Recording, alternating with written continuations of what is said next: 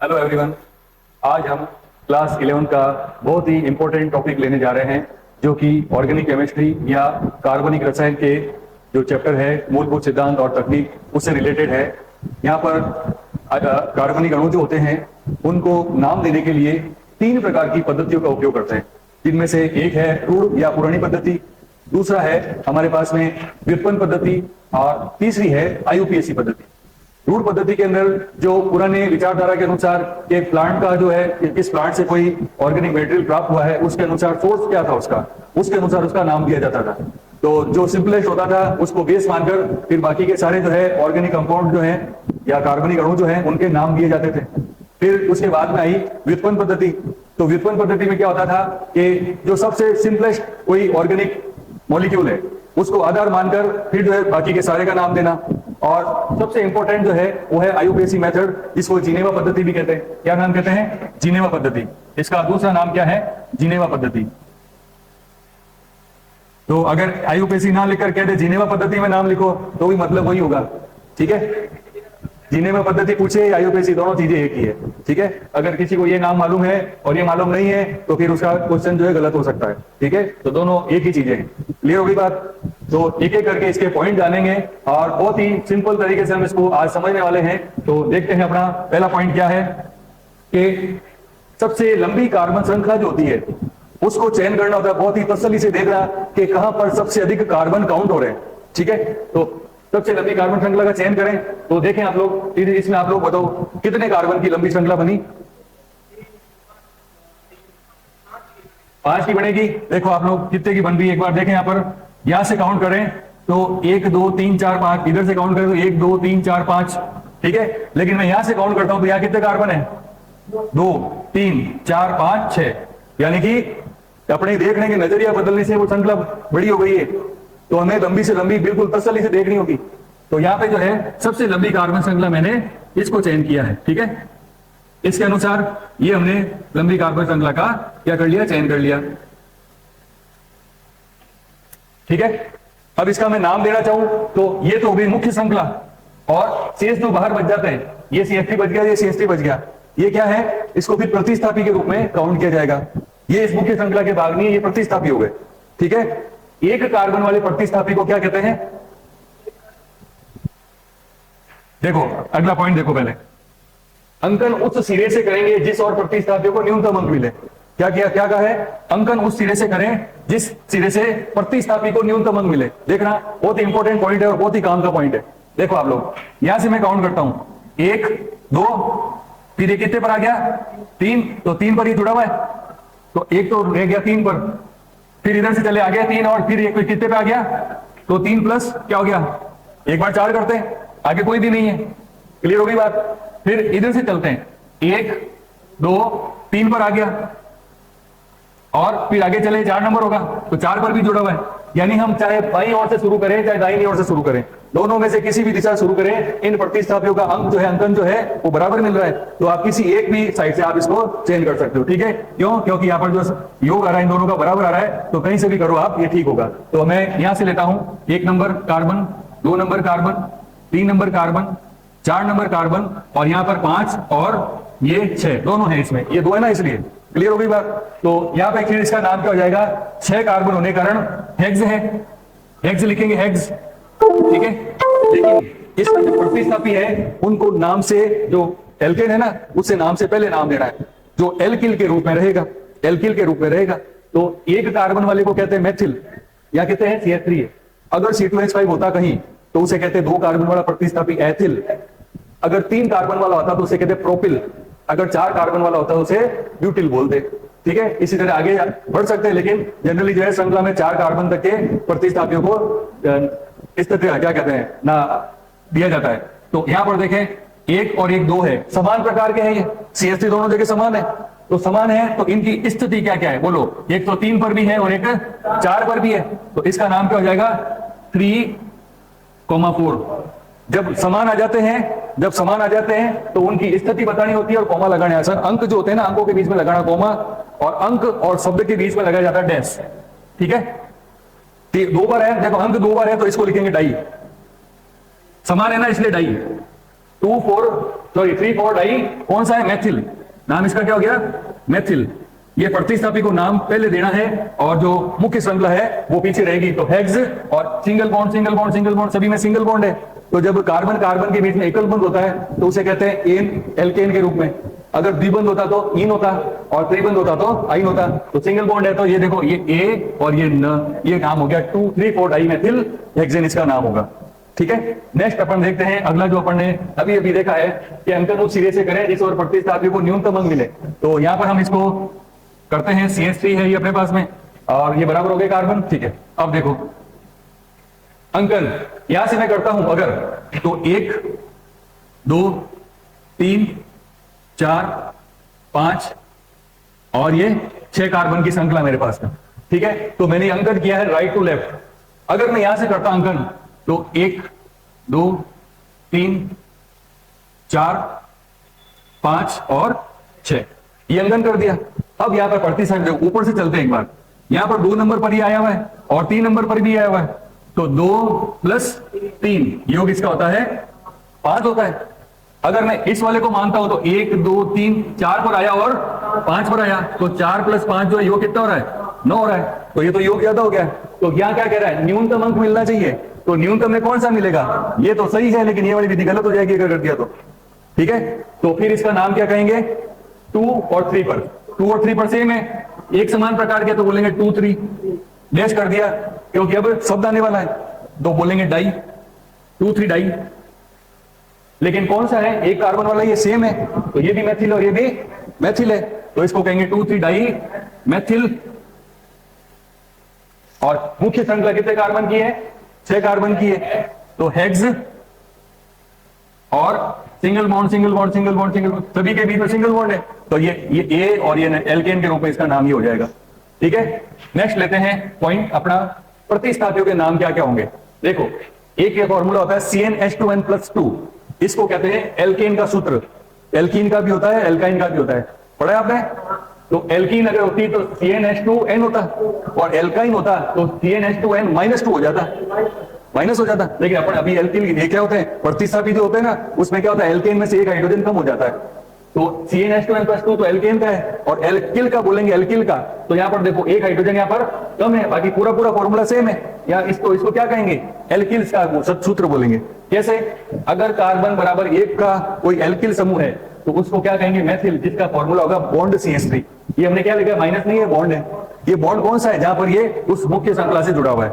ठीक है, तो एक कार्बन है तो मेथिल, 2 कार्बन होता है तो उसको कहते हैं एथिल। C2H5 उसका फॉर्मूला होता है। देखो आप अप्लाई करो इसमें, कौन से सूत्र में? इसमें C की जगह में इसके साथ में क्या ले रहा हूं? 2। ठीक है, फिर H, फिर 2 × 2, N बराबर 2 लिया तो यहां दोनों जगह 2 2 रखूंगा, फिर +1, तो यहां से अपने को जो फॉर्मूला मिलेगा क्या मिलेगा? C2H, 2 दूनी 4 और 1 5 मिल गया। और ये बॉन्ड जो इसकी संरचना खाली है जो जहां पे जुड़ा हुआ है, तो इसको कहेंगे 2 कार्बन वाला एल्किल, तो हो जाएगा नाम इसका एथिल। अगर इसी तरह यहाँ पे C के साथ में 3 लिखता हूँ, यहाँ 3 लिखता हूँ, तो 3 दूनी 6 + 1 7 हो जाएगा। एल्केन से एक हाइड्रोजन कम है तो इसको कहेंगे प्रोपिल, अगर 4 होता तो ब्यूटिल, इस तरह से पेंटिल वगैरह हो सकते हैं। एक तो ये बात हुई। फिर ये भी एक प्रतिस्थापी के रूप में काउंट किए जाते हैं, जैसे बॉन्ड OCH3, तो CH3 को क्या कहते हैं? मैथ। क्या कहते हैं? मैथ। तो मैथ के साथ O जुड़ गया तो इसके मैथॉक्सी। CH3 के साथ O जुड़ गया तो मैथॉक्सी। अगर C2H5 यानी 2 कार्बन है तो 2 कार्बन है तो H बोलते हैं 2 कार्बन के लिए, तो इसका नाम हो जाएगा H + O के साथ जुड़ गया, एथॉक्सी नाम हो गया। इसी तरह C3H7O होता तो प्रोपोक्सी हो जाता हो, अगर 4 कार्बन वाला होता तो ब्यूटॉक्सी हो जाता। ठीक है, तो यहां पे देखो अब ये बॉन्ड Cl, यानी कि अब ये मुख्य श्रृंखला से अगर Cl जुड़ा है तो इसको क्या नाम देंगे? क्लोरो। क्या नाम देंगे? क्लोरो। अगर Br होता तो उसको क्या देंगे? ब्रोमो। I हो तो आयोडो, F हो तो क्लोरो। और अगर इस तरह से कोई 6 कार्बन से अगर ज्यादा लंबी श्रृंखला है कोई और वहां पर इस तरह का कोई स्ट्रक्चर जुड़ा हुआ है, ये वाला स्ट्रक्चर, ठीक है, इस तरह से, ये बेंजीन का सूत्र तो होता है C6H6 होता है, लेकिन उसमें से एक हाइड्रोजन कम हो जाएगा तो ये हो जाएगा C6H5 और ये बॉन्ड के रूप में रह जाएगा। यानी मुख्य श्रृंखला जो होती है वो 6 से ज्यादा होगी, तब ये जो इसको क्या करेंगे? फेनिल मानेंगे। ठीक है, तो ये हो जाएगा C6H5 का नाम हो जाएगा फेनिल। इसको इस फाई के रूप में भी दर्शाया जाता है, कभी कभी ऐसे लिखते हैं। ठीक है, ये इसका सिंबल होता है। नेक्स्ट देखते हैं, ये हमारे पास में एक एग्जांपल है जिसमें समान प्रकार के हैं दोनों, समान प्रकार के दोनों, तो समान प्रकार के प्रतिस्थापियों की संख्या एक से अधिक हो तो नाम से पहले किन के लिए क्या लगाया जाएगा? डाई। 2 है तो डाई, 3 है तो ट्राई, और 4 है तो टेट्रा शब्दों का उपयोग नाम से पहले करेंगे। नाम से पहले कैसे करेंगे देखो आप लोग, ये बड़ा एग्जांपल एक बार पहले लेते हैं, फिर इनका भी नाम लिखते हैं। सबसे पहला काम बोलो, हमने अभी क्या किया था? सबसे लंबी कार्बन श्रृंखला का चयन करना। तो यहां से देखो 1 2 3 4 5 है, यानी ये कितने पर आ रहा है? 3 पर आ रहा है और 4 पर आ रहा है, ठीक है। तो 3 + 4 इधर से चलता तो 1 2 3 4, तो दोनों तरफ एक ही चीज आ रही है, सेम आ रही है, तो हम कई जगह कर सकते हैं। 1 2 3 4 5 और 6। अब देखो 3 और 4 पर एक जैसे हैं, तो फिर क्या बोलेंगे? 3 4, बोलो एक जैसे तो डाई, 2 समान आ गए तो डाई, 3 4 डाई। कौन सा? आई से। आई से क्या नाम दिया था अभी पीछे? आयोडो। ये देखो क्या लिखा था? Iodo, iodo. और 6 की मुख्य श्रृंखला रही तो बोलेंगे हेक्स, और सिंगल बॉन्ड है सबके बीच में तो एन नाम हो जाएगा, एल्केन के रूप में हो गया, हेक्सेन हो गया अपने पास। अब देखो ये यहां पर फिर से जो है 2 है, तो इसके लिए क्या बोलेंगे? 1 2 3, 2 3 इधर से चलो, इधर से चलो, दोनों तरफ से 2 3 पर आएगा, ठीक है। तो नाम हो जाएगा 2 3 डाई क्लोरो, सीएल से बनेगा क्लोरो, तो क्लोरो और पेंटेन। इसका नाम नहीं, पेंटेन कैसे होगा? 4 है ना बेटा, कार्बन, कार्बन 4 है यहां पर, ठीक है। हाँ एक मिनट, यहां पे देखो क्लोरो ब्यूटेन नाम हो जाएगा इसका, ब्यूटेन, ठीक है, ब्यूटेन। थोड़ा सा इसको वापस इरेज करते हैं, पेन यू गया सेलेक्ट, चलो वापस लिखते हैं, थोड़ा सा क्या है जगह नहीं मिल रही है। नाम लिखते हैं 2 3 डाई क्लोरो, और 4 कार्बन है तो ब्यूट, ब्यूट, और सिंगल बॉन्ड है तो ए और न, ब्यूटेन नाम हो जाएगा। अगर 3 एक जैसे हैं इसमें, देखो CH3 इस पर भी है, इस पर भी है और इस पर भी है, 3 एक जैसे आ गए, तो यहां पर क्या नाम? इसको पहले अंकन दे देते हैं, यहां से रुपए देखो 1 2 3 पर शुरू हो रहा है, यहां पर 1 2 2 पर ही हो गया, तो नंबरिंग यहां से रखेंगे 1 2 3 4 5 और 6। तो क्या हो जाएगा? 2 पर भी है, 3 पर भी है और 4 पर भी है, 2 3 4 पर सेम है, तो ट्राई हो गया, ट्राई हो गया। और 6 कार्बन की मुख्य श्रृंखला तो हेक्सेन नाम हो गया इसका, हेक्सेन। क्लियर हुई बात? नेक्स्ट आप देखें, अगर एक जैसे 4 आ गए तो देखो ये कार्बन नंबर 1 2 पर और 3 पर 2 2 आ गए, इधर से चलते तो भी 2 और 3 पर आता, तो कहीं से भी करें एक ही बात होगी। तो क्या लिखेंगे? 2 2 2 2 2 बार है ना, 2 बार आया। देखो देखो एक चीज का ध्यान रखो, संख्या 2 बार है तो डाई, संख्या 3 आ गई तो ट्राई, और अब संख्या 4 आएंगी तब टेट्रा होगा वो। देखो यहां पर 2 पर 2 बार आया तो दोनों बार लिखना है, फिर 3 पर भी आया तो 3 3 2 2 3 3। क्लियर हुई बात? फिर कौन सा है? एक जैसा है तो बोलेंगे टेट्रा, टेट्रा। कौन सा है? Br है तो क्या बोलेंगे? Bromo, tetra bromo. और 1 2 3 4 है तो नाम हो जाएगा ब्यूटेन, ब्यूटेन नाम हो जाएगा, ठीक है। नेक्स्ट देखते हैं नंबर नेक्स्ट, अगर एक समान नहीं और अलग अलग प्रकार के हैं तो भिन्न प्रकार के प्रतिस्थापी होने पर उसकी स्थिति को दर्शाने के लिए कार्बन की संख्या का उल्लेख किया जाएगा कि कौन से कार्बन पर वो जुड़ा हुआ है, ठीक है। और अंग्रेजी वर्णमाला का भी हमें ध्यान रखना है। देखते हैं यहां पर देखो CH3 CH2 CH CH CH3 है, तो सबसे पहले लंबी तो ये श्रृंखला हो गई, ये कितने कार्बन की होगी? 1 2 3 4 5। यहां से मैं लेता तो 3 नंबर पर आता, यहां पर 2 नंबर पर आ गया, तो यही क्रम सही रहेगा, 2 + 3 बराबर 5, और इधर से लेता तो 3 + 4 बराबर कितना होता? 7। तो ये तो सही है, गलत हो गया, ठीक है। तो ये वाला नंबरिंग सही है। अब ये जो होता है बी, ये होता है ब्रोमो, नाम होता है इसका ब्रोमो, और ये होता है CH3 को कहते हैं मेथिल, मेथिल कहते हैं। तो ये तो होता है बी से शुरू और ये होता है एम से शुरू, तो बी वाला को नाम पहले देना है। तो क्या कहेंगे? अलग अलग हो गए ना, तो बोलेंगे 2 पर कौन सा है? ब्रोमो है। फिर 3 पर कौन सा है? मेथिल है। और मुख्य कार्बन श्रृंखला जो है 5 की है तो बोलेंगे पेंट, प्लस सिंगल बॉन्ड है तो एन रहेगा, तो ये ए और ये न, ये 2 ब्रोमो 3 मेथिल पेंटेन नाम हो जाएगा इसका। फिर नेक्स्ट अपन देखते हैं, यदि कार्बन श्रृंखला में द्विबंध और त्रिबंध दोनों हो, अगर एक श्रृंखला है उसमें डबल बॉन्ड और ट्रिपल बॉन्ड आ गए एकल सिंगल बॉन्ड के साथ में, तो फिर क्या करें? तो वरीयता के अनुसार इसमें एल्कीन और आइन, पहले नाम एल्कीन का रहेगा और पीछे नाम एल्काइन का रहेगा। ठीक है, के रूप में नामकरण किया जाएगा। ये अपन ने 2 एग्जाम्पल लिखे।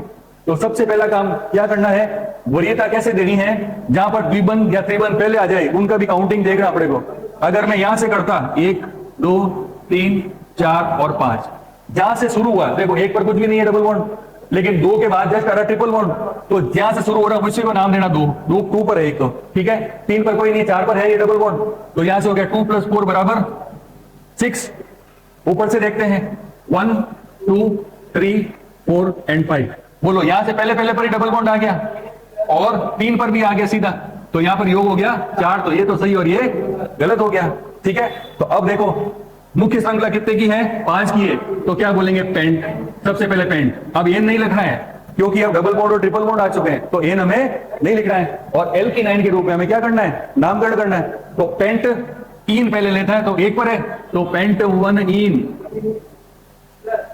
नहीं प्लस नहीं डैश।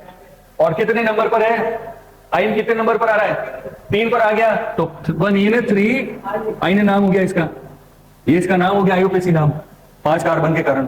फिर देखते हैं ये, अब बोलो यहां से अगर नंबरिंग करेंगे तो नंबरिंग अब यहां से करेंगे क्योंकि यहां पे पहले नंबर पर आ गया, तो 1 2 3 4 एंड 5। फिर से वही 5 आ गया, तो क्या लिखेंगे, पेंट।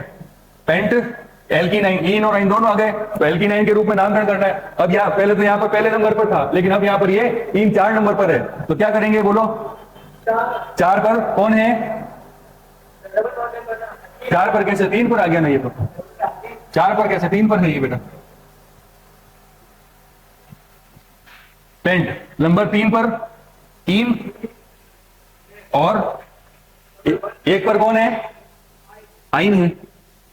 तो इस तरह से ये कुछ हमने सिंपलेस्ट एग्जांपल लिए हैं आईयूपीएसी नाम के।